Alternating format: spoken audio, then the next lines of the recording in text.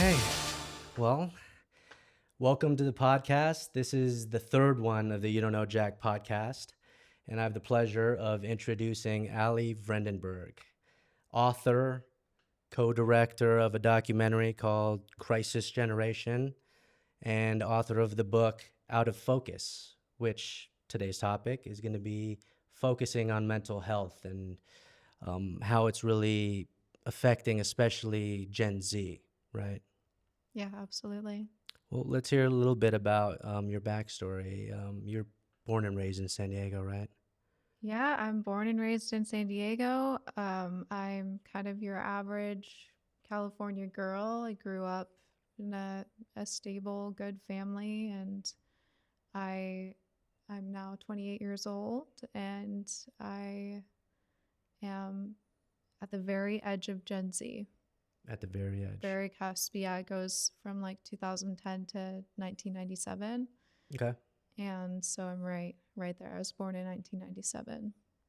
What would you say are the main differences between the different generations, especially it's Gen Z and then millennials, or is that the next one? Yeah, millennials are a step up.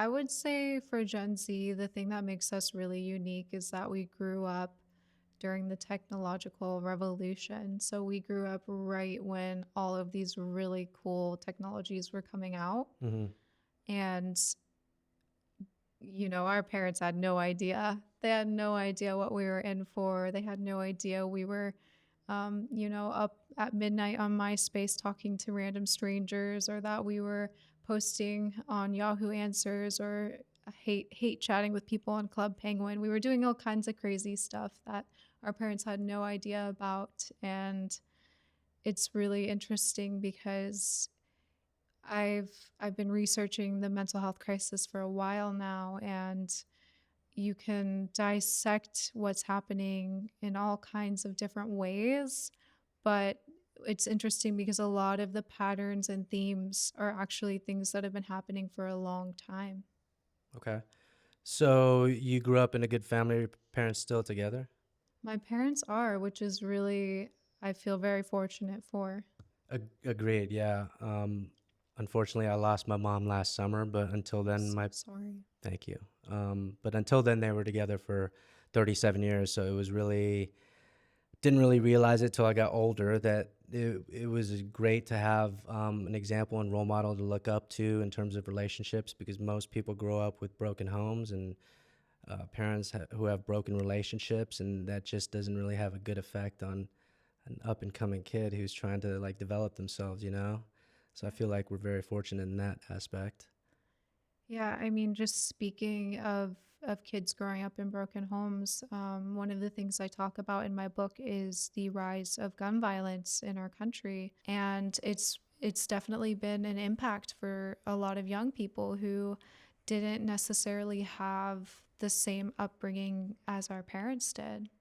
Yeah, for sure. Are you only child, or do you have any siblings?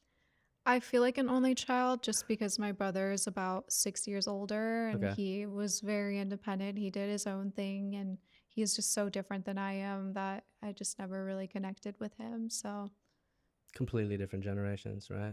yeah, he's such a millennial. Yeah. He's such a millennial, yeah. What does he do for work, if you don't mind me asking? He's working on a startup actually right now, which is really exciting. And he went to Berkeley. He's did bioengineering, so he's kind of like a mad scientist. Interesting. So you went to University of San Diego and you studied what exactly? In undergrad, I studied sociology, and I've always been fascinated with people, but not so much the individual, but I've always been interested in the macro and like what's happening from a societal level, which is what I've kind of done with my book is more macro.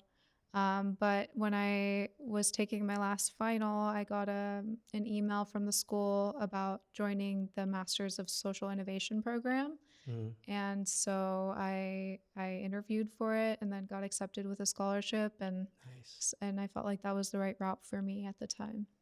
So have you always taken an interest in this mental health advocacy, or at least just that want to help people in general? Yeah, I mean, I won the science fair at 14. At 14, I won the science fair, the sweepstakes top prize in my research on eating disorders and the Oh, predictors wow. of eating disorders. And that was, so it's been a long time. And then every single year I got first place in the science fair. I did a study that I think was actually used for bigger studies as an example in literature reviews for bigger researchers. But I looked at school start times and found that earlier school start times were associated with increased rates of depression and anxiety. And that was a study I did at 16. So I've been studying it for a long, long time.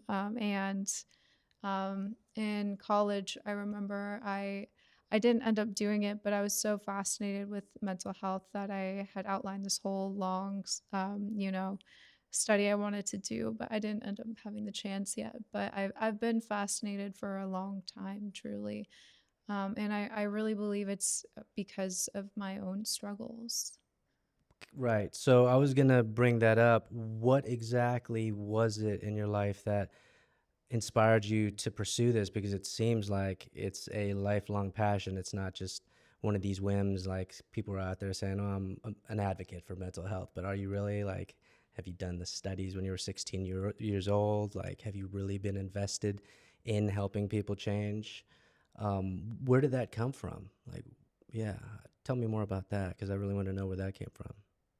Yeah, I'll tell you a story about the first time I felt, I think, depressed or just really, really sad.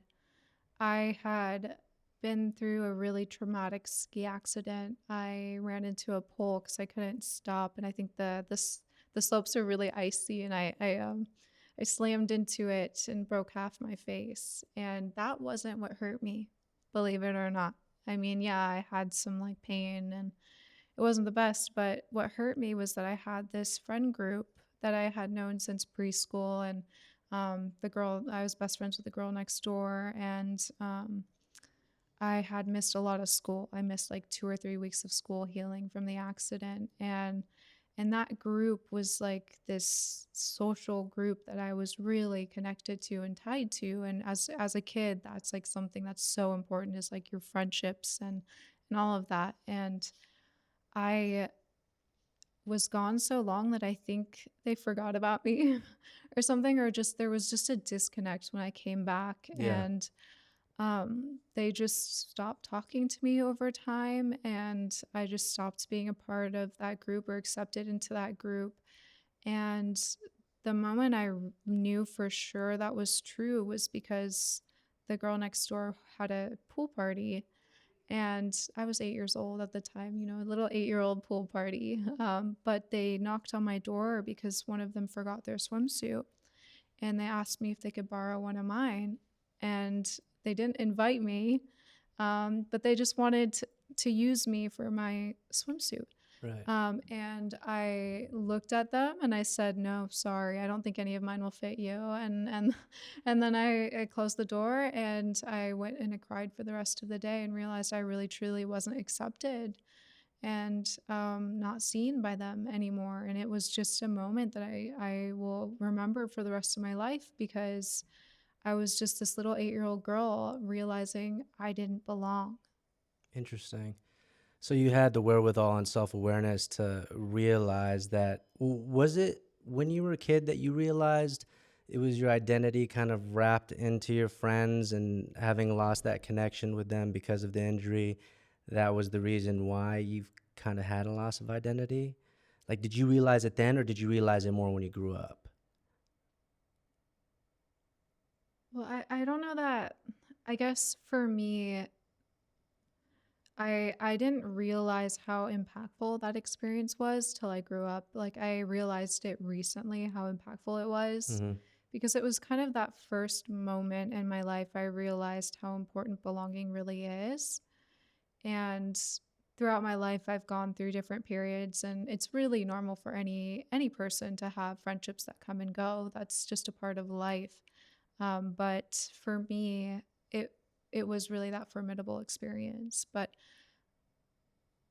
yeah, I will say that it grew over time where I started noticing and recognizing how important it was. Right. Yeah, it's funny that you bring that anecdote up because I was having a chat with one of my good friends on this latest work trip that I was on, and he has some of those issues that were traumas when he was a kid. And the one story that he brought up was he was a star soccer player on his team. He got hurt, and then because he got hurt, it separated himself from the team. And because he was gone for so long, the friends didn't necessarily see him as friends anymore. And then after that, he became super insecure and has been ever since. And it's crazy how little things like that when you're younger can really affect who you are down the line when you're an adult. And not very many of us are fortunate enough to either have the education to learn about it and understand really what's going on, or have that self-awareness and be able to talk to yourself, and whether it's journaling or talking into a recorder or talking with your friends or anyway, like I feel like everybody needs therapy. I feel like everybody has gone through trauma, and you got to resolve that somehow, and not everybody is fortunate enough to have that done. Yeah, absolutely. There's two things I can say to what you just said. One thing is that what's interesting is even with your friend's anecdote, what wasn't mentioned in both of our anecdotes is social media. And I get pissed off all the time that experts and researchers and people making a lot of money off of this topic, by the way, want to blame social media as that sole contributor to this mental health crisis. And they water down everything else that's happening and they blame this one thing. And for me, what I've found is that social media is not, to me, the spark. I think it's sort of like something that's throwing fuel to a flame. And I think that it's almost like a mirror to society, and it's a mirror of all the worst parts of us Yeah. and some of the best parts too. It does good too. But I think that so many people want to just blame that. The second thing I want to bring up is that you talk about therapy and how everyone should go to therapy. And I love therapy. I've been to therapy for a long time, since I was about 14. And the thing that's really interesting is that therapy is completely unregulated. And 20% of therapists are actually better than the other 80%. And they contribute to 50% of the positive outcomes. And what that really means is that a lot of therapists really suck. And a lot of them actually do more harm than good. And I've had experiences of both good therapists and bad therapists. And so I think it's really important when we talk about this crisis at hand, we talk about the providers that are on the front lines right now trying to address it, because a lot of therapists don't know about how important it is to continue their studies, to continue their training. And a lot of therapists, they don't continue their training. They go, they get their degree and their certification, but then they don't go out and do more. And so they end up, a lot of them, wasting people's time. I mean, I cannot even tell you how many times I've gone into a therapy session and felt like my time was wasted. Hmm. Yeah, I mean, I feel like a lot of people have a bad taste in their mouth about therapy because they've had a bad experience with therapy, Right. right? It either didn't work or it just made things worse. And it sounds like you're saying that that's part of the root cause. I would say that it's not a root cause, but it's one of the solutions that's being presented right now. And Hmm. I think it's really important that people find good providers, because good therapy is amazing. My qualms with it are the fact that there are, you know, a lot of providers that aren't so good. And so for me, one of the things I argue is that we need better providers. We need a lot more providers. We need better providers. So, what would it take to get there, would you say? I mean, I know your book kind of talks about how it's a systemic issue. So, where would we start? Where would we start in fixing the Yeah, crisis? yeah. Like if you had it your way and you got a chance to really take it by the balls and I'll take it by the balls. yeah, that's for a different podcast. But seriously, what would you do to reform mental health these days and make it more conducive to everybody's health?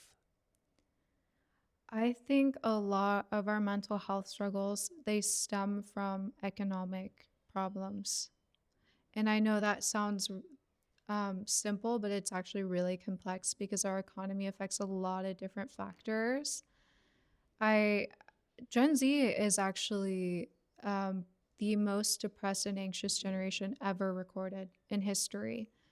But the thing about data and recording is that when there is no data, like if you think about the Great Depression, it was called the Great Depression probably for a reason. There were Hmm. probably a lot of depressed people, but there just wasn't that data or accounting for that to really know if that was true or not. But now, in terms of data and what we do know, at least right now, we are going through one of the worst times ever for people's mental health, especially young people. And the problem is that our economy really does impact mental health. It really does because, for example, people can't get good healthcare if they can't afford it, and healthcare is super important for health and mental health. They're both intrinsically tied. um, Basic economics to afford groceries, to afford housing, to afford things that bring people joy. If you don't have that, how are you going to have good mental health? And unfortunately, we're living in a country where 70% of people can barely afford groceries. We're living in a time where, for some reason, someone thought it'd be a good idea to increase the cost of college by 400%, or the fact that healthcare has gone up by like 380%. I mean, the this is a huge problem for people. If we can't afford to have our basic needs met, we're not going to be happy. It's really, really difficult. And so for me, when I talk about this mental health crisis, I really want to hit home that if we want to fix it, we've got to start with the basics. And I think like that's why when people talk about addressing the homelessness issue, they talk about housing first. And the reason why is because people aren't going to be able to get off the streets unless you take them off the streets and you give them housing. And Yeah. being on the streets makes you susceptible to so many different problems pretty much immediately. And it's kind of the same idea with mental health. If you're living paycheck to paycheck and you're under such significant stress, it's just really difficult. So um, we need to fix our economy. We need to find ways to have people have their basic needs met. And in my book, I talk about universal basic income. Do I think that's the best solution ever? I don't know. I'm not an economist, but what I do know is that the studies on universal basic income, they do have a lot of promising outcomes, and one of them is better mental health. Yeah, I mean, that also brings up like maybe better medical systems and insurance because like Yes. universal health care, Well, something that's like that's that. that's the second solution I have. Yes. Right, because from my understanding, correct me if I'm wrong, but it's pretty much a luxury to have therapy or get yourself checked out by a psychologist. Like it's not covered by insurance and you have to pay out of pocket for it, right? A lot of people, that is true. So it should be considered part of your foundational staple of healthcare and it should be provided to you, right? Yeah. I really wholeheartedly believe healthcare should be your right. Yeah. So, what do you think about like RFK? Like, have you done any research into him? And because I know that he's really big into like foods and pharmaceuticals, and I know pharmaceuticals plays a big part in the industry of mental health too. Because I feel like they're just shoving pills down people's mouths and keeping them quiet instead of really getting to the root cause of what can help them. Yeah, I mean, RFK Jr. is a pretty controversial He figure. He's is. got a lot of really interesting ideas. Some of the things he says, though, are things we really need to think about, like our food system. His arguments about just the things that we're adding to our food and the toxins in our environment are really, really important things that a lot of us don't think about. I have a chart in my book about the different toxins in our environment that are really harming mental health that no one's really thinking about. For example, exposure to lead is associated with poor mental health outcomes, problems with behavior. And there was a study at one point that Harvard did that looked at different school systems across America and found that around 70% of schools at one point around our generation's time that had lead in their pipes, and lead in the school fountain drinking water. And so that's just one little factor that probably really impacted our generation that no one really wants to talk about. But I mean, even just carbon dioxide emissions, they're associated with panic attacks, or pesticides. Have been associated with depression and anxiety, and that's something people don't want to talk about either. It's everywhere. It's everywhere. I mean, that's Yes. one of the big things that RFK tackled. He was the main litigator for Yeah. glyphosate, whatever it's called. But yeah, I mean, it really does boil down to, I think, everything that we're doing to ourselves. And if we can't be honest with ourselves and say what we did in the past was wrong, let's try to fix it, then I don't see a way around it and things getting better. You know what I mean? So it takes people like yourself who are trying to get get the information out there just so people can have it. And it's crazy now because there's more information out there now with the internet than there ever was, but now it's just so inundated with all kinds of stuff that it's even harder, I feel like, now to get that message across. Is that like what you've been experiencing? It's kind of hard to get it out there. Of course, it's hard to get it out Yeah. there, and that's because people want to watch things that entertain them. People Hmm. don't want to look and have the truth put into their faces, right? We want to live in a world where we're numb to that, and social media has been such a good way for people to numb themselves out from all the stuff that's happening in the world. It's also been a way to be way overexposed to it at the same time. But I really think that it's hard for people to think about these things, and it can be really depressing and distressing to think about these things. But I think that if we don't think about the truth and we don't address the truth and know about it, we can't fix it. Right, for sure. And like you said, it's an echo chamber of people out there who are just trying to support their own biases as it is. And if there's a piece of nugget of information out there that kind of goes against their bias or shows that what they're doing is wrong, they're going to ignore it and put it to the side, which is pretty hypocritical and oxymoronic to me if you think about it, because media has been so inundated with negative content, but people won't look at the negative content when it's reflecting themselves. You know what I mean? And I think that's a crazy dichotomy because people want to see all the negative stuff just as long as it's not about them. Right. There's so much just people love to hear what they already believe, and it's very hard for people to think about things outside of their own their own belief system. And it is really interesting because there are really strong declines in trust among people, especially since over time we've just become more and more polarized as a country. Mm-hmm. And one of the consequences of that is that that polarization has just created this really difficult problem of people not trusting each other. And that in itself is a huge problem with mental health because it's leading to isolation. It's leading to people having in groups and out groups and treating each other poorly because of it. And it's leading to people feeling lonely and like they don't necessarily belong.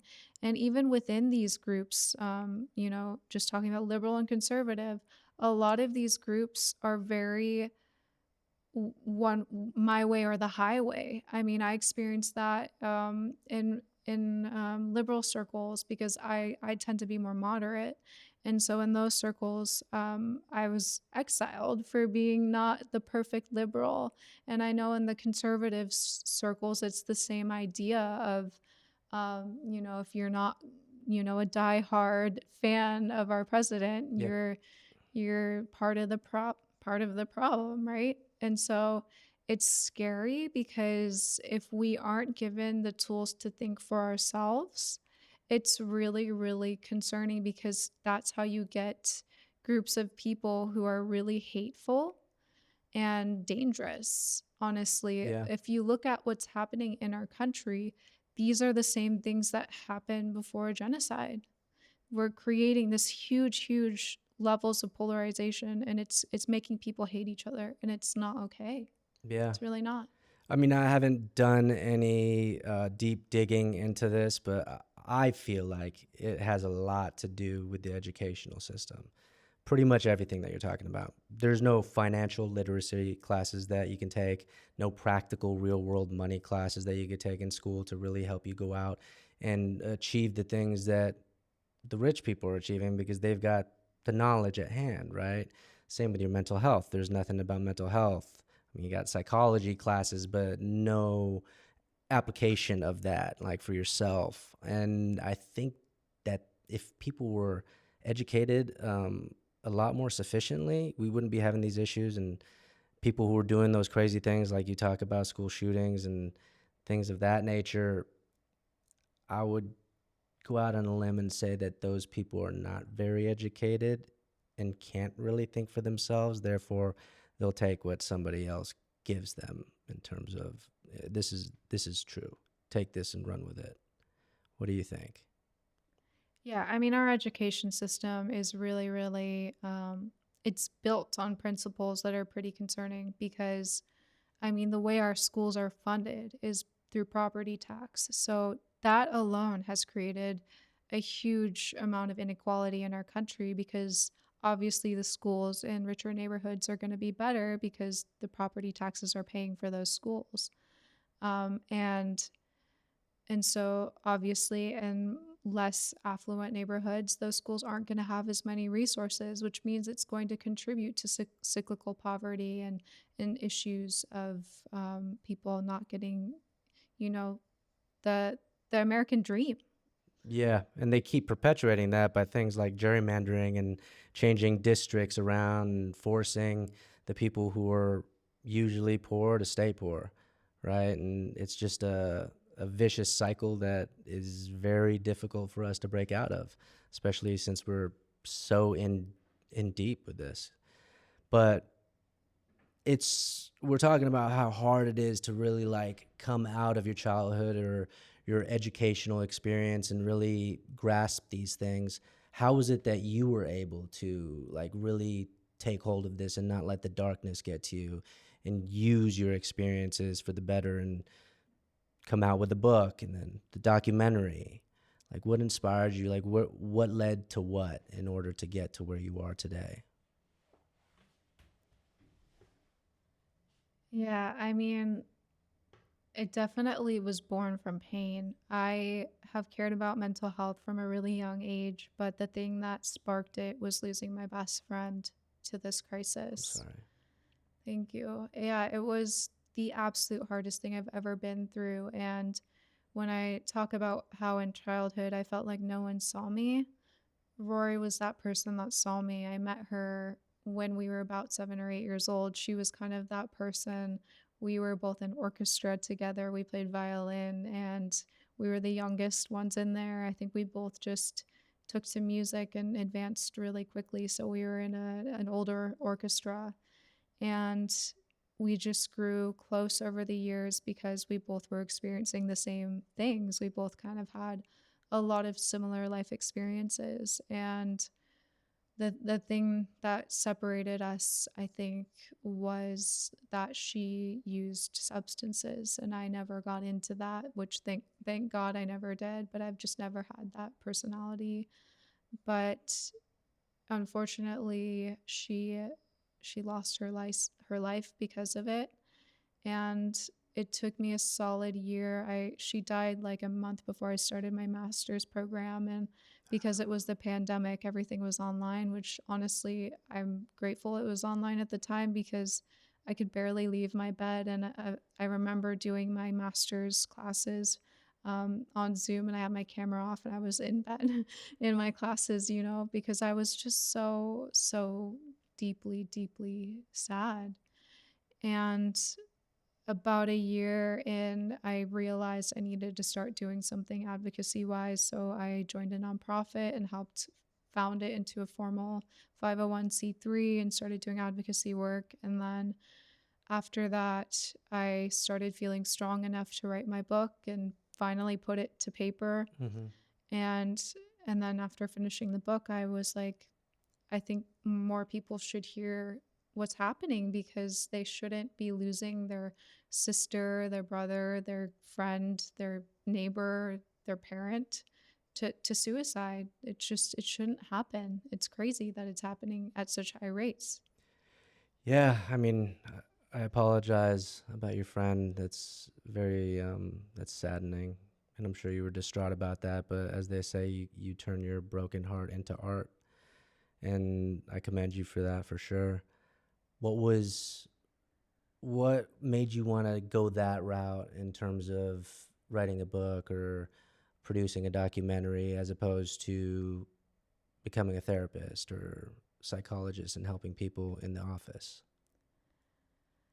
I think because I'm so macro, I love to think about things in terms of the system and how things are all intersectional. I think for me, I didn't just want to be another person fighting on the front line because I didn't think that's where I'd be best. I've always been someone that wants to see change on a greater scale, and so for me, I felt like doing this more from a systems level was a better way to go. And I saw one of your quotes that said something around using storytelling is one of the best ways to engage audiences and get people hooked into the messaging that you're putting out there. When did you figure that out and discover that? I mean, storytelling is kind of the heart of humanity. We've been doing it for as long as we've been alive. We've Hmm. been telling stories around the campfire. I've known for a long time that storytelling is really important, and I think that that's why so many movies and TV shows are so successful is because they tell powerful stories that people want to watch. But also because you can throw statistics at people all day and they're not going to really feel it. But when you show someone what's really happening, it's a different ballgame. Yeah, I can definitely relate to that because I came into the filmmaking world and I thought high production value filming and cool shots, drone shots, wide shots, mansions, cool cars, things like that are really what's going to capture the audience. And it's not. It's the heart of the message. It's the heart of the story, the heart of the characters and their arc and what they go through and how people can relate to that. And if you could really get to them at on that level, that's when you can really get people to start listening. And I feel like you're definitely on the right path in terms of using storytelling to tell that. You tell your story and get your message out and hopefully affect change for the better for the future. I hope. What came first, the book or the documentary? The book. So the documentary is kind of based on what I write about in my book. Got it. So tell us a little bit about the book first. So Out of Focus, you wrote it, you finished it a year ago or published it a year ago, correct? Yeah. When did you start it? I started about a year before that, so it took me about a year to write it, and it's about just all the different intersectional factors that have contributed to the crisis. A lot of people want to water it down to one topic, and what I've found is that it truly is a lot of different intersectional factors.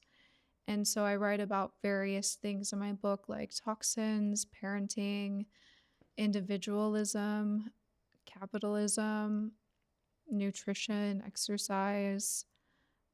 There's so many things happening, especially in my generation that are different than other generations. So it really is about that, but also about the solutions that I think are really important.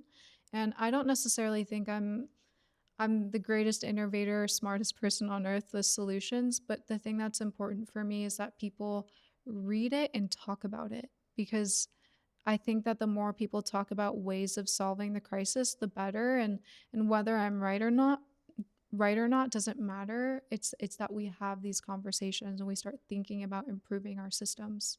100%. And I think one of the most powerful themes of the book is exploring the differences in generations, right? And the different narratives that are out there for each generation, how they've dealt with, like you said, you grew up with the technological boom, and like I was around when we didn't have all that, and we went outside to play on our iPad, so to speak. You know what I mean? Because we didn't have technology back then.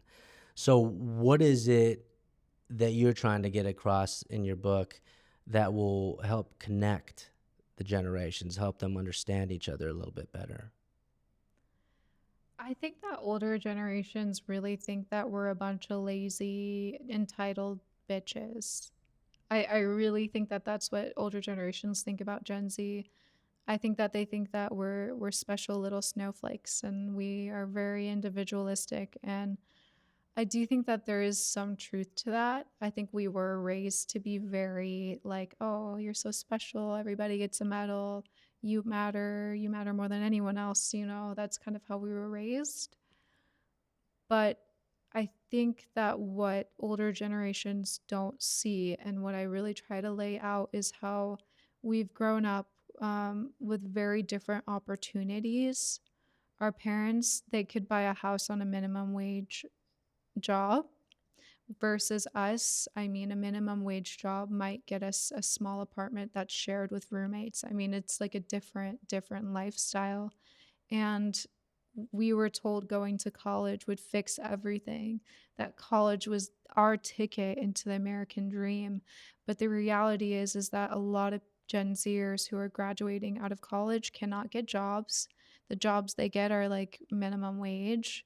And a lot of a lot of us just feel really disenchanted by our system because it really is so different than theirs. Yeah, and I feel like it's you guys definitely have that awareness that it is the system, you know what I mean? And the older generations won't concede that and be like, it is the system. You guys are kind of fucked. I mean, I don't know. It's crazy to me because I think the only way to have a real conversation with somebody is to understand where they're coming from, the context. So, like, that's why like I said before we sat down here, that's why I wanted to do these, because these are intimate conversations where you really get to know somebody's point of view, whether or not you agree with it. At least you can come to a place where you understand them and understand where they're coming from. And I feel like there's a lot of that that's missed in the world, especially with social media and just the way that everybody is infatuated with their own content and looking perfect on social media and things like that.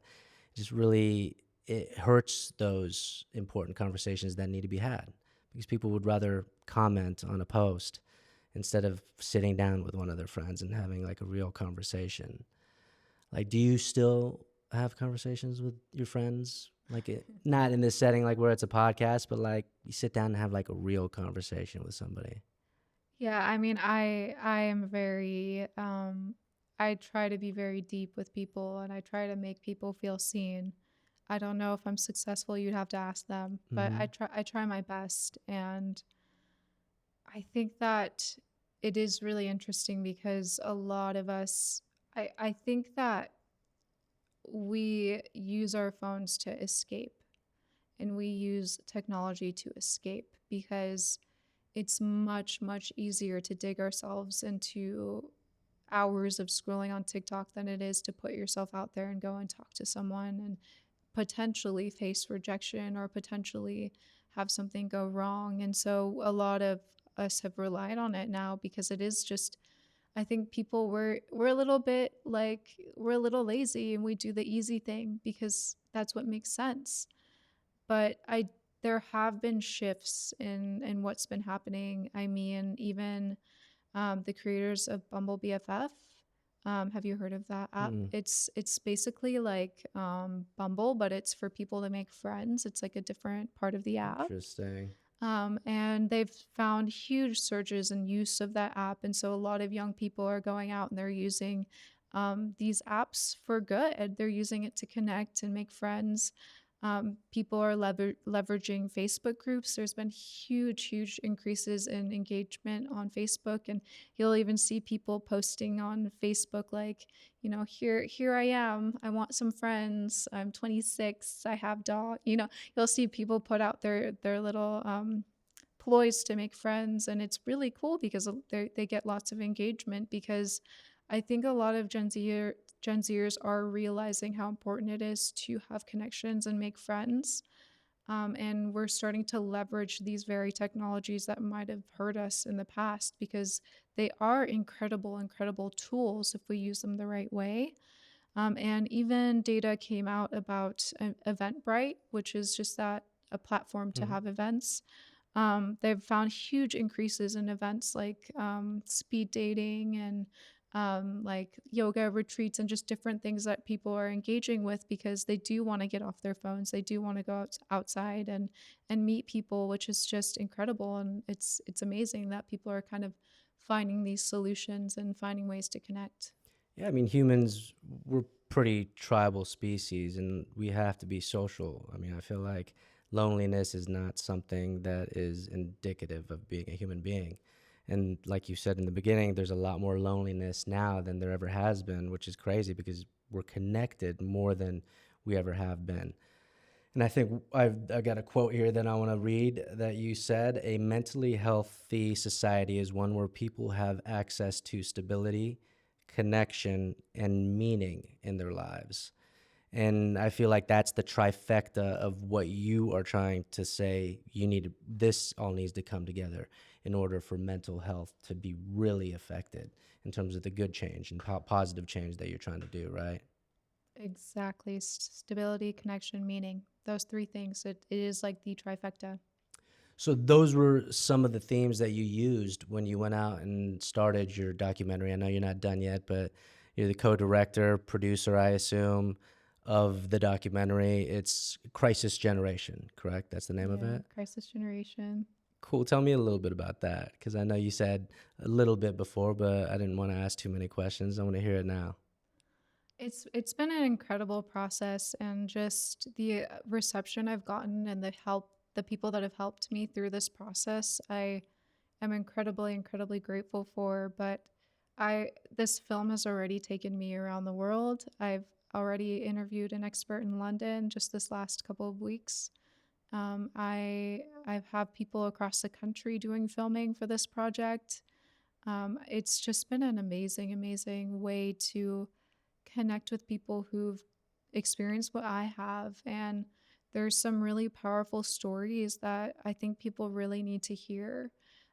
Even a 16-year-old that we are following who, um, you just never expect her to go through what she went through. She's just a beautiful young girl, and yet she's just struggled so deeply with depression. And I think it really goes to show that there are so many people right now that need to hear and see these stories. And I also, as part of this documentary, am traveling around the world looking at different depression treatment modalities and different cultures that are treating it. And I don't think that here in America we're necessarily doing the most innovative best thing ever. And so I really want to uncover what is it that other people are doing to address this, and can we learn from that. So, what are some of those interesting modalities that you talk about around the world that aren't necessarily used in the United States or North America for that matter that you've found so far? I'm going to save it for the film. Okay, so you got to watch the film in order to get that information. How about something? Something, what's the most interesting thing that you've learned from your travels across the world that people do for mental health that we don't do here that you think should be enacted? I mean, I want to just tell you a basic one, Okay. and that's just the way our cities are built. Ever since we built our cities for cars, I really believe it's when we started to disconnect from each other. I really think that having a walkable city and a lot of green spaces and parks and things like that are super, super important for mental health. And if you go to other countries, even in London, I mean, they don't have the best mental health, but their suicide rate is half of ours.